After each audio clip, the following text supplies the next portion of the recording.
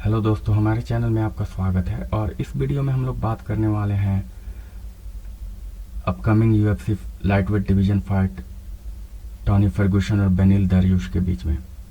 ये 16 मई 2021 को खेला होगा, संडे को दिन। और अगर हम लोग बात करें दोनों फाइटर्स के बारे में, तो टॉनी फर्गूसन अभी करेंटली 2 फाइट लूजिंग स्ट्रीक पे हैं। अपने 2 फाइट लगातार हार चुके हैं। जो पहली फाइट जो हारे वो जस्टिन गेथी के खिलाफ था, जो कि इंटरिम वर्ल्ड टाइटल के लिए मई में फ्लोरिडा में हुआ था।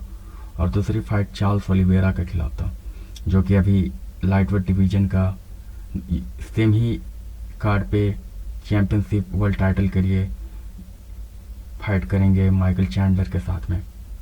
अगर हम बेनिल दरियुश के बारे में बात करें, तो ये करेंटली 5 मैच अपने लगातार जीत चुके हैं, लगातार 5 फाइट। तो चलिए अब हम लोग बात करते हैं इनके रिकॉर्ड के बारे में। टॉनी फर्गूसन ने टोटल इन 31 यूएफसी फाइट करियर में उनका टोटल 21 फाइट है, जिसमें उन्होंने 26 फाइट जीते हैं, 5 फाइट हारे हैं। और बेनिल दरियुश ने अपने करियर में 25 फाइट हैं, जिसमें उन्होंने 20 फाइट जीता है, 4 फाइट हारे हैं और 1 फाइट उनका ड्रॉ हुआ था। टॉनी फर्गूसन की उम्र अभी 37 ईयर्स है और बेनिल दरियुश 31 ईयर के हैं। अगर एक डिफरेंस बहुत ही इंटरेस्टिंग है कि टॉनी फर्गूसन के पास 12 इंच का रीच एडवांटेज है, जो कि रीच एडवांटेज कभी कभी बहुत ही फेवर कर जाता है फाइटर के बीच में, क्योंकि ये बहुत इंटरेस्टिंग मैचअप है। क्योंकि दोनों ही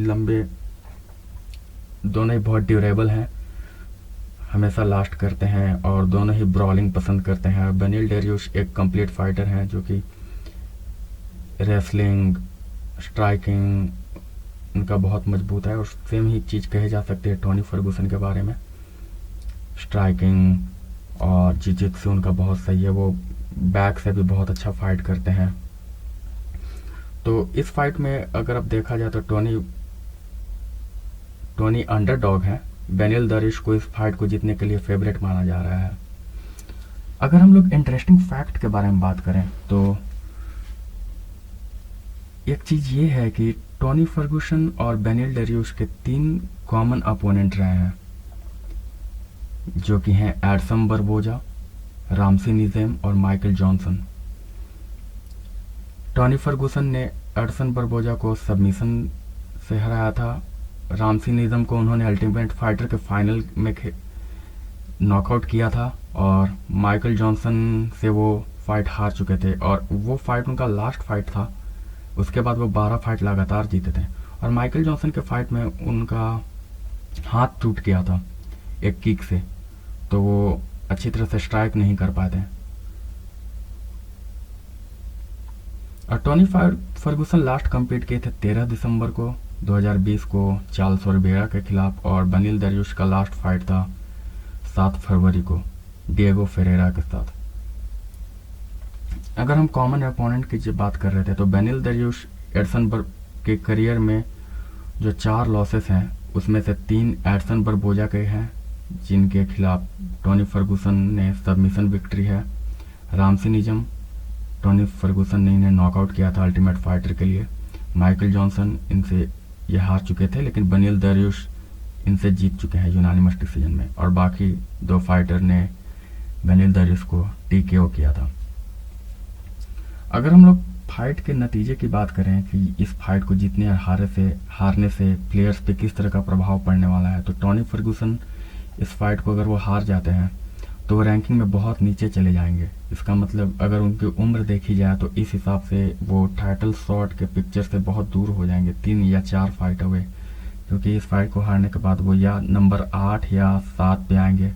क्योंकि यूएफसी लाइटवेट डिवीजन अभी बहुत ही डीप है और टैलेंट बहुत अच्छे हैं, कुछ बहुत अच्छे फाइटर्स हैं। और यूएफसी लाइटवेट डिवीजन में अपकमिंग अभी 3-4 फाइट शेड्यूल्ड है, सो जिससे ये पिक्चर बहुत ही इंटरेस्टिंग कही जा सकती है। क्योंकि अभी टॉप 10 में एक जस्टिन गेथी ही है जिनका फाइट शेड्यूल नहीं है। उसके अलावा नंबर 7 तक हर फाइटर लगभग बुक है, नंबर 6 तक। अगर टॉनी फर्गूसन इस फाइट को जीत जाते हैं बेनिल दरिश के खिलाफ, तो बोल सकते हैं इनका करंट रैंक नंबर 6 है, नंबर 5। तो ये यूएफसी के टाइटल पिक्चर से 2 या 3 फाइट दूर हैं। अगर ये 2 फाइट जीतते हैं और तो वो टाइटल हो सकता है टाइटल को चैलेंज करें। अगर बेनिल दरिश की बात किया जाए तो वो करंटली नंबर 9 रैंक है। अगर वो ये फाइट हारते हैं तो एक रैंक बिलो जा सकते हैं, और वही सेम सिचुएशन अभी भी उनका रहेगा, 3 से 4 फाइट अवे हो जाएंगे टाइटल शॉट से।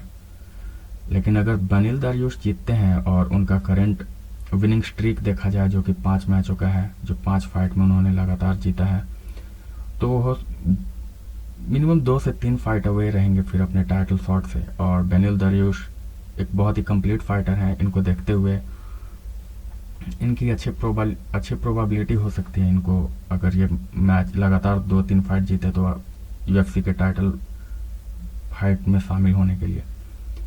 एक्सपेक्टेशन आपको मैंने पहले ही बताया कि बेनिल दरियुश इस फाइट को जीतने के लिए फेवरेट है। टॉनी फर्गूसन यहाँ पे अंडरडॉग हैं, और बेनिल दरियुश अभी करंट बेटिंग ओड उनका -140 है, और टॉनी फर्गूसन वही 150 के करीब में है। और देखा जाए तो ये एक टफ फाइट है, स्टाइलिश मैचअप को देखा जाए और दरियुश के बारे में देखा जाए, क्योंकि दरियुश बहुत ही वर्सटाइल फाइटर है। बट टॉनी लंबे समय तक जाते हैं और दरियुश भी लंबे समय तक जाते हैं, क्योंकि उनका बहुत सारा यूनानिमस डिसीजन विन भी रहा है।